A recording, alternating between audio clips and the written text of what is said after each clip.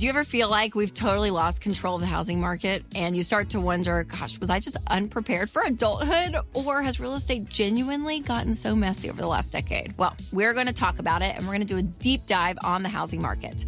But before we get started, make sure to subscribe to this channel and share this episode with a friend. All right, let's go down memory lane, shall we? Just picture this. It's 2012, and you're wearing a pair of Hunter rain boots and a J. Crew statement necklace, and life is good.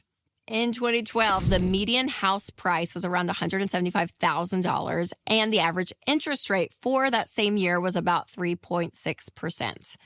Now, as of early 2025, the median house price is around $412,000 with about a 6.8% interest rate. Blah.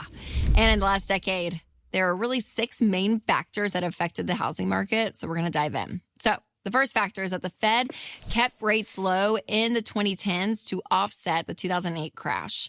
So after the big mortgage crash of 2008, 2009, they really, said, okay, we need some home buyers in here that are actually can be approved for loans, and we want to get people back in. So rates were in the 2%, 3%, 4% for a really, really long time, which was fantastic. I say a really long time. In my perspective, it was a long time. For others, it felt short. But the idea that, for years, you guys, for almost a decade, rates were like at a great spot and very, very affordable.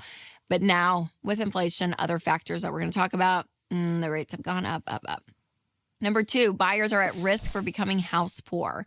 So by 2012, the housing market began to really recover after the 2008 crash. And banks, again, kind of started easing up, not as much as they did before 2008, but a little bit on who gets approved for a mortgage. So it is harder to get a mortgage than it was back before the 2008 crash. But again, there's a level of this easing up. And what can happen is when you have a budget to buy a house and you're like, okay, this feels reasonable. And especially if you go by the Ramsey plan, your payment should be no more than 25% of your take-home pay on a 15-year fixed rate, putting at least 5% down on a house. So it's a pretty conservative formula that we use. And what happens is you're like, okay, this feels good. This feels manageable. And then you go to the bank and they're like, oh, you're approved for so much more than that. And what ends up happening is people overbuy what they need. And then they end up saying, oh my gosh, I have so much of my income going to my mortgage and not, going to other things. And so we do see people being house poor more and more. And especially since the spike of prices rose so quickly over the last few years, people kind of got into that emotional mindset and they bought pretty high up. And then now they're feeling the pain. Number 3, the housing supply shortage. So everyone thought there was going to be a bubble when all these prices really started going up the last 2 to 3 years. And they're like, oh my gosh, these prices are completely out of control and there's going to be a bubble. It's going to pop. But we kept saying on the Ramsey show and here, there's not a bubble. Yes, prices are insane and they keep going up very, very quickly, but there's not a bubble because there's more buyers in the market than there are actual houses. And so that supply and demand is what always keeps you in check. And so again, if there's more houses on the market than buyers, that's not good. But there are still more people buying houses than actual houses out there. Number 4 is the rise of remote work. So the whole change after COVID of working from home, a lot of corporate employees started looking for more spacious living. They wanted an extra home for a home office. They didn't need to be as close to a metro area, so they wanted to move out more to the suburbs. Everything kind of changes in that way, and that means there was a big increase in competition, especially for young families in more metro suburban areas. And so we did see that rise. And that's a lot of the housing pricing rise is that, again, people were looking for more space. Another factor that has become more prevalent over the last few years is the need for affordable quality health care, which is why I love and want to recommend Christian Healthcare Ministries. When you go against what society thinks is, quote, normal, it might seem weird at first, but that is okay.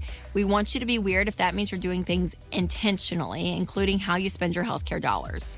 And one way to be intentional is with Christian Healthcare Ministries. CHM isn't health insurance. They're a health cost-sharing ministry that's helped hundreds of thousands of families like yours take care of healthcare costs without sacrificing their freedom.